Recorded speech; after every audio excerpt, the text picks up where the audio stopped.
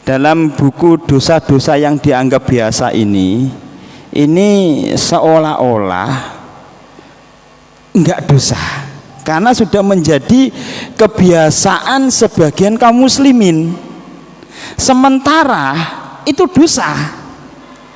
Nah, kita sebagai seorang yang beriman, ya, beriman kepada Allah dan Rasulnya, tentu kita tidak akan pernah mau dimasukkan oleh Allah ke dalam nerakanya meskipun 1 detik.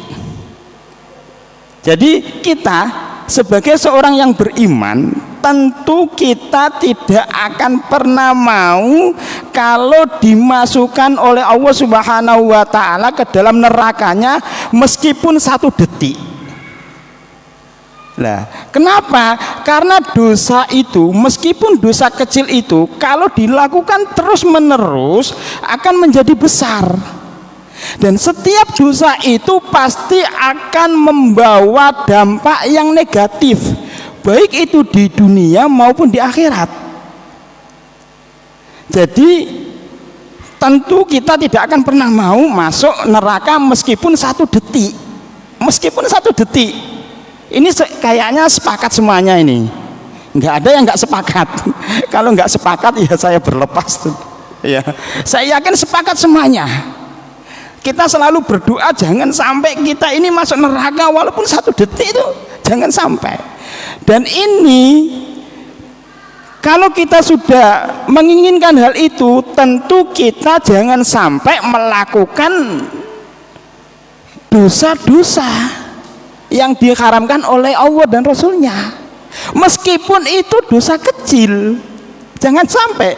Kalau saya membuat ilustrasi itu kayak uang 1.000 itu kalau dikumpulkan terus menerus bisa jadi 100.000, bisa jadi 1 juta, bisa jadi 1 M, bahkan bisa jadi 1 triliun, karena dikumpulkan itu dari uang 1.000, dari nominal yang kecil, ya, itu akhirnya bisa menjadi besar, bisa jadi 100.000, bisa jadi 1 juta, bisa jadi 1 M, bahkan bisa jadi 1 triliun, gara-gara uang 1.000. Sama halnya dengan dosa kecil, kalau dilakukan setiap hari, bahkan setiap saat, akhirnya menumpuk menjadi kayak seperti gunung, dosa besar.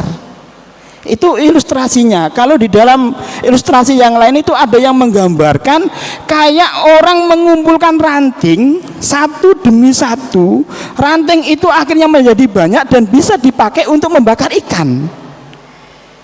Maksudnya apa? Ranting ini ibaratnya dosa. Dosanya dari ranting satu dikumpulkan akhirnya banyak, bisa untuk dipakai membakar ikan.